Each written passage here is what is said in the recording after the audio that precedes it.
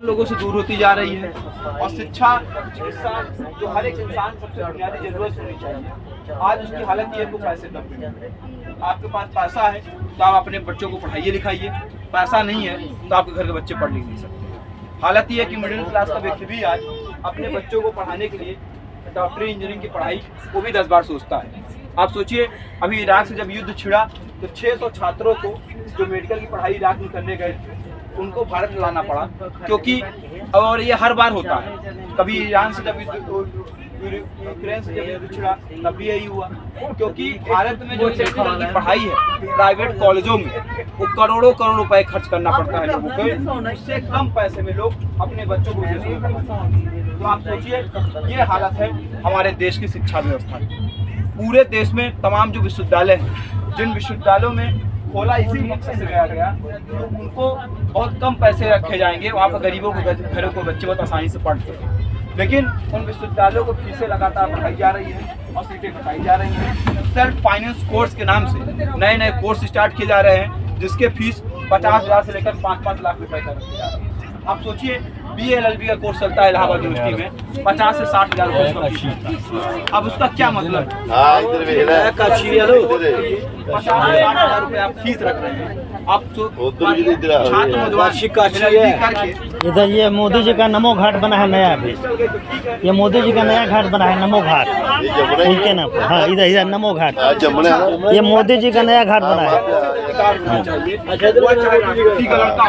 और चाहे मजदूर, एक भी बच्चा पैसे के आधार पे शिक्षा से वंचित नहीं होना चाहिए। एक भी बच्चा अगर एक लोकतांत्रिक व्यवस्था में पैसे के आधार पर शिक्षा से वंचित होता है, एक पूरे समाज के लिए आज सोचने की बात है, क्योंकि अगर इन सवालों को लेकर हम आप देश के नेता मंत्री कभी नहीं बोलेंगे कि पूरे देश में एक समान शिक्षा व्यवस्था है, क्योंकि उन्हीं लोगों के बड़े बड़े प्राइवेट स्कूल चलते हैं और वो लोग चाहते हैं कि सरकारी स्कूल बर्बाद हो तब इनके प्राइवेट स्कूल आगे बढ़ेंगे। इसी उत्तर प्रदेश में 76,000 ज़्यादा प्राइवेट स्कूल चलते हैं, जिसमें से 50,000 ज़्यादा प्राइवेट स्कूल तमाम बड़े बड़े नेताओं के और उनके नाते रिश्तेदारों के चलते हैं। इसीलिए साथियों हम लोग यहाँ बात लेके जा रहे हैं, पूरे देश में सवाल को लेकर हमें आपको बोलना पड़ेगा, तभी जाकर समाज में कुछ परिवर्तन हो सकता है। दूसरी बात हम लोग जो उठा रहे हैं वो साथियों रोजगार के सवाल। बहुत से साथियों को रोजगार के सवाल को लेकर बहुत अलग अलग तर्क होते हैं, लेकिन हम लोग एकदम साफ साफ यह बात करें कि आज जिन लोगों को रोजगार मिल भी सकता है आज उनको भी काम मिल रहा है। पूरे देश में कोई भी भर्ती आ जाए, हर भर्ती का पेपर लीक हो जा रहा है। हालत यह है कि अभी पिछले दिनों 80 ज़्यादा पर्चे लीक हुए पिछले 7-8 सालों के अंदर, और 1,80,00,000 से ज़्यादा छात्र प्रभावित हुए उससे, और ये किसी न किसी माँ बाप की बेटी है। हम लोग पिछले दिनों इलाहाबाद में रहते थे, आए दिन हर दूसरे तीसरे दिन किसी न किसी छात्र की आत्महत्या की खबर सुनाई देती। लेकिन आप सोचिए हमारे देश में आज कहीं कोई खबर नहीं है, कहीं कोई आज ये मुद्दा ही नहीं।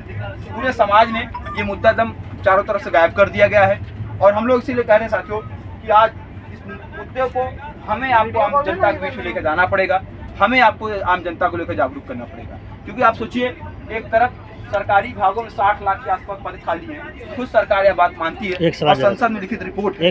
आप सोचिए, संसद में एक लिखित रिपोर्ट है और हम लोग मानते हैं कि अगर इन 60 लाख के आसपास पदों को भरा जाए तो 60 लाख छात्रों नौजवानों को रोजगार मिल सकता है। इसके अलावा नए रोजगार सृजित किया जाना है, पैसा है, संसाधन है, लोग है। अमेरिका ज़्यादा चुनाव में पैसा हमारे देश में खर्च होता है। अगर इन पैसों को लिया जाए तो न अस्पतालों की व्यवस्था दुरुस्त है, न चिकित्सा व्यवस्था दुरुस्त है। इन तमाम चीज़ों में पैसा लगे तो लाखों लाख लेकिन आज सवाल क्या है? सवाल है कि मुद्दों पे बातचीत न करके जाति, धर्म, क्षेत्र के नाम से लोगों को बांटा जा रहा है। फूट डालो और राज करो, जिन नीतियों को पहले अंग्रेजों ने आगे बढ़ाया वही काम आज देश के नेता मंत्री भी कर रहे हैं। सचेतन तौर पे आए दिन जाति और धर्म के नाम से लोगों को बांटा जाता है। हम लोग साथियों इसलिए यह बात करें कि जाति और धर्म के नाम से बंटने के बजाय जो असली मुद्दे हैं जिससे हर व्यक्ति आज परेशान है, उन मुद्दों को लेकर बोला जाए। पूरे देश में एक समान शिक्षा व्यवस्था लागू हो, भगत सिंह राष्ट्रीय रोजगार गारंटी कानून बने, हर काम करने वाले लोगों के लिए रोजगार की गारंटी हो, इसकी कानून पारित की जाए। इसके अलावा चिकित्सा व्यवस्था हर व्यक्ति के लिए समान निःशुल्क होनी चाहिए। इन मुद्दों को लेकर हम लोग पूरे देश में लोगों को जागरूक संगठित और लामबंद कर रहे हैं। गांव मोहल्लों में पुस्तकालय खोलकर नाटक करके जागरूकता करकर तमाम माध्यमों से आप लोग के बीच में आए। दिशा छात्र संगठन की तरफ से नौजवान भारत सभा की तरफ से शिक्षा रोजगार अधिकार कार्यक्रम में और सेक्टर पंजाब मेल में लोगों को जागरूक करते दिशा छात्र संगठन के कार्यकर्ता गए। और आखिरी